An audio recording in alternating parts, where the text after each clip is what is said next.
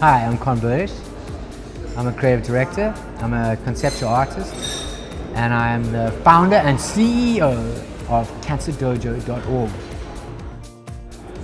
I think the most powerful thing about Red and Yellow is that it teaches you to understand humans better, and it teaches you to find out what's important to other people as opposed to just what's important to yourself. So when I arrived at Red and Yellow, I arrived there pretty late. I think I was 25. And what I really found interesting about Red and Yellow, and not only that, but advertising in general, but Red and Yellow specifically was a phrase which is written up on their wall, which is be a sponge.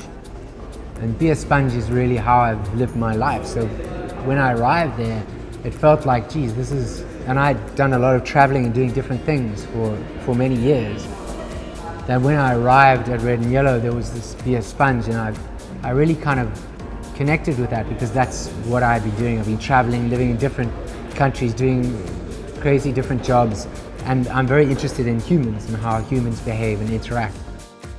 The people who can create things, which are generally in the advertising industry and in the arts, we take for granted the power that we actually have. It's an amazing thing to be able to create something that doesn't exist or that's invisible. And we can create it, that's what we do, we find it easy. But the majority of people can't. So while going through my cancer, I started creating visual entities, visual things that represented what was going on in my body in ways that I could engage with it. I could visualize stuff that was going on. I could create images to link myself to, and thereby augment my treatments by linking what was going on in my mind to what was going on in my body. So what Cancer Dojo is doing is we are providing imagery and content to help people engage with their cancer in a visual way. And by doing that, they will ultimately boost their immune systems and stand a better chance of survival. I think I was shooting in Hollywood, literally in Hollywood, in the Hollywood lots, and I was shooting with two Mexican dwarf wrestlers dressed as green little monsters, and they were flying around the room. They stood the big studio on wires, like dropping them onto people.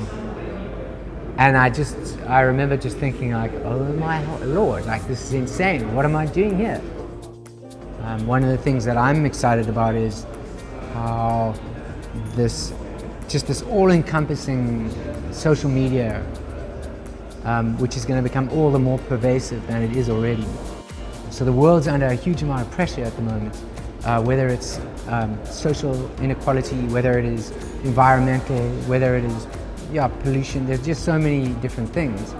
There's just too many people on the planet, and there are multiple million problems that need to be solved. Because of the pressure of social media, we'll start solving these problems, and they'll solve them in ways that are relevant to who they are.